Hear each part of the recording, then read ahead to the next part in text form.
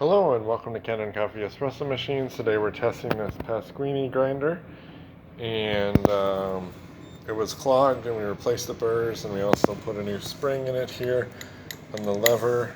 We were able to get the original spring from Pasquini, and what else?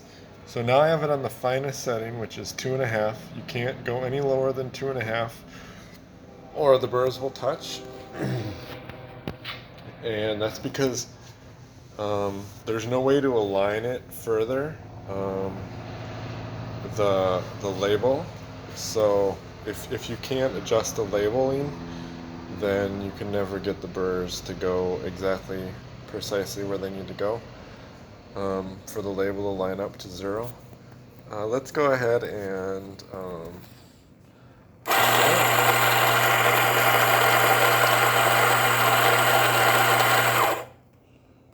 so there you have a nice fine grind. And so thank you for pairing with Kanen Coffee. Please like our videos below. If you'd like to see more videos like this, please subscribe to our channel. Thank you.